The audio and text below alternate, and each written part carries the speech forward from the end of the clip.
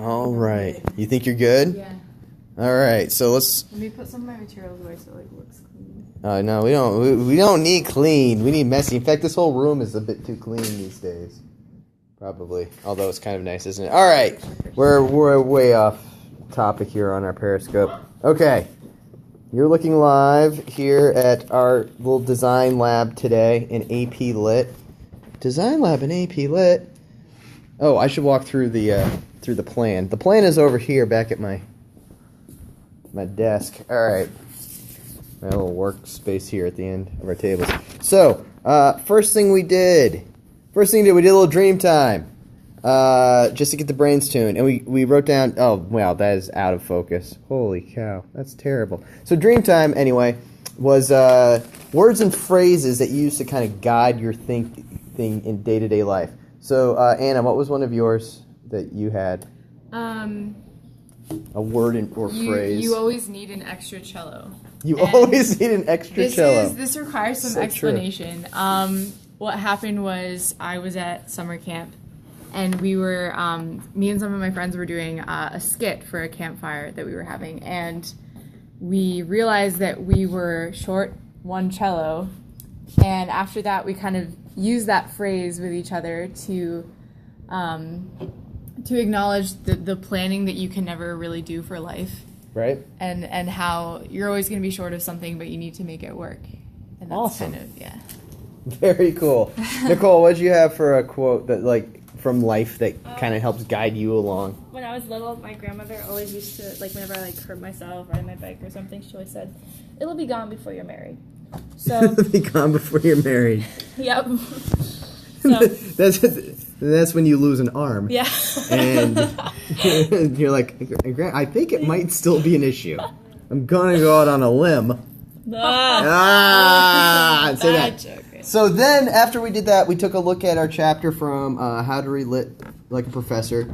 And the chapter we looked at was the shape of a sonnet. If it's square, it's a sonnet, right? And we had to find a quote that would help us guide our work for today in our design lab. What do we have to keep in mind all the time? And we narrowed it down to 4 initially, right? Yeah. Anna, we found 4, and then we narrowed our 4 down to 2. So what were the 2 quotes from Thomas Foster that have guided us through this lab? A sonnet, in fact, we might think of as having 2 units of meaning, closely related, but with a shift of some sort taking place between them. And the magic of a sonnet is in its form. Fantastic. Cool. So we kept coming back to those and coming back to those and coming back to those and using those 2 quotes at the start of each phase, right, as our little rally cry. And we had to pretend that they'd be up on our wall if I had run them through the vinyl cutter like I wanted to, but I'm not that fast or quick with that thing. So, anywho, we've got that. That led us to looking at the sonnets that we've already read prior to class, right? And we picked from our collection, and we looked at whether the shapes of those sonnets, identifying the structure and the shape, and asking ourselves, where's the volta? And we looked at both the rhyme schemes and then the meaning, the rhetorical design of them as well. Where's the meaning coming through? Nicole, which poem did you end up working with? Wilfred Owen's Anthem for Doomed Youth. Awesome. And Anna? Sir Thomas Wyatt's Whoso Lives to Hunt. Cool. So from there, we've got some more cool stuff that we did. We did an empathy phase, and we used the speaker of the poem as the subject of our empathy and tried to empathize with the speaker. And we don't have to walk through all of the insights, but we also put the volta at the center of our thinking to try to keep that in mind, that the volta, the turn of a sonnet, is super important, right? And that keeps coming back to our quotes there. So, Anna, what did you notice about the volta or about your poem at all? What insight you noticed? What was interesting with doing the empathy map exercise was that as I was writing things down, I just realized that they all had to do with the volta anyways. It was very unintentional. It was something I stumbled upon.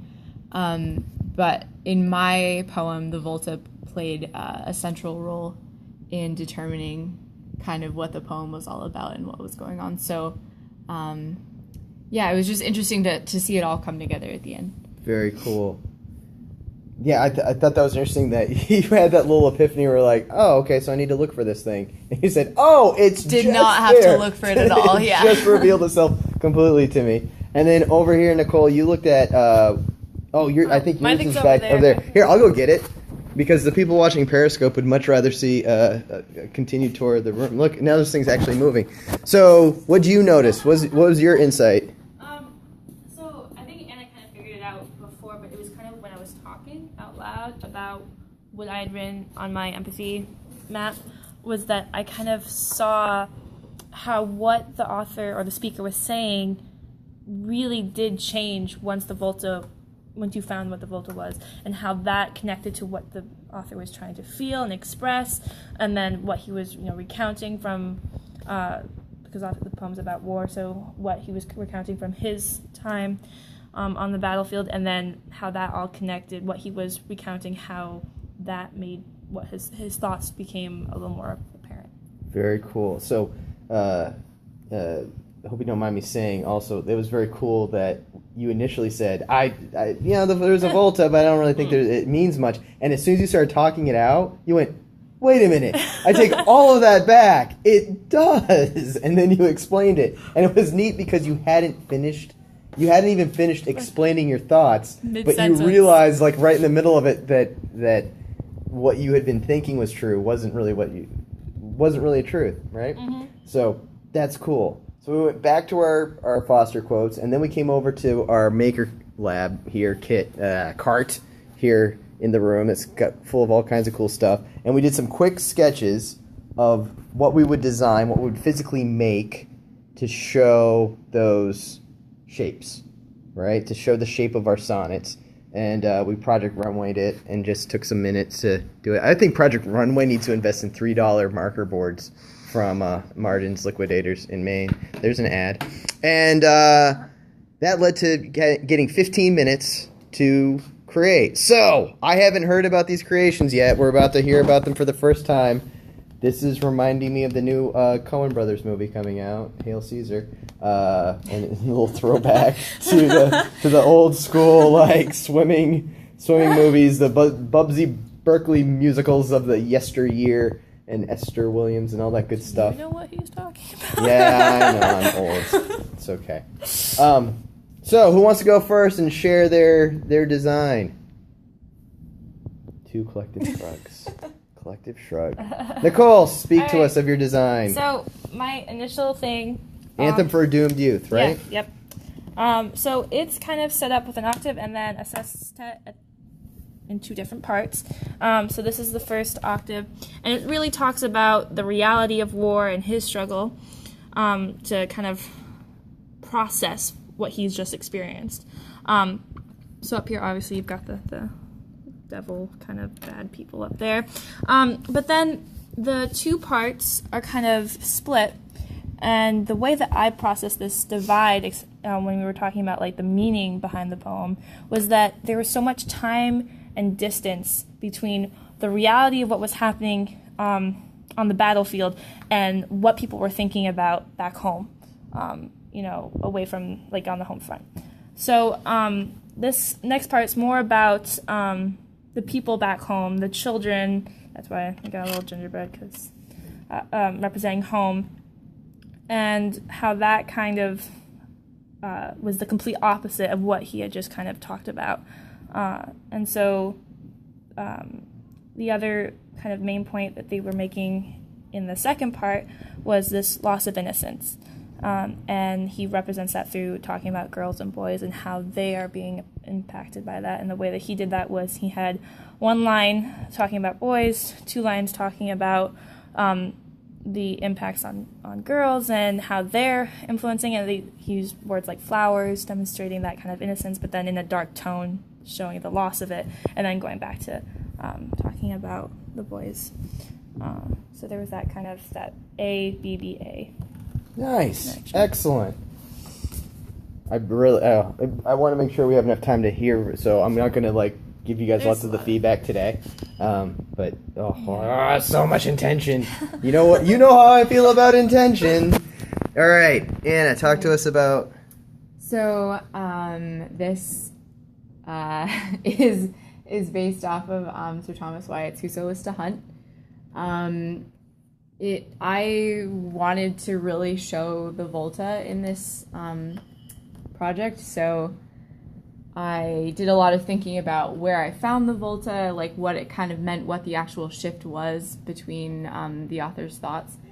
My poem starts with an octave, and then it's followed by a quatrain, and then it's followed by a couplet. And my Volta appears in the 7th line of the octave, which perfectly... Oh, and you have it up on your screen. I do, You happen right to have here, it available, right? Yeah, so the Volta I thought was right here. And it perfectly bisects the poem into not only its octave and quatrain and couplet, but into really two distinct bodies. So in my project, I decided to take these 7 cups to represent the first 7 lines and the speaker's thoughts and actions as each like another layer to the Tower of Cups. And then after the Volta, the remaining 7 lines are kind of a crescendo of feelings, of emotions, and it's an ultimate search for this deer. And I really wanted to represent how there aren't very many breaks in. It's just like a continual flow, and so it's in this cup right here, and the ultimate prize, what he discovers after his search, is the deer, but yet there's this separation between him and the deer. There's this unbreachable distance, and that's represented by the cup that's kind of holding him above the deer above everything else and separating the two. And then these stones at the bottom are the ring of diamonds around the deer's neck to represent that even though this deer is wild, there's the ultimate ownership in the end.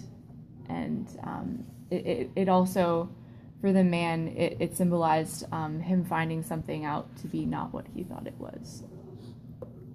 Excellent. I'm loving that both of you used so many layers of intention, and you can see when you're looking at the construct, you can see that it's intentional, that it's laid out just at a glance. You know that there has to be a reason.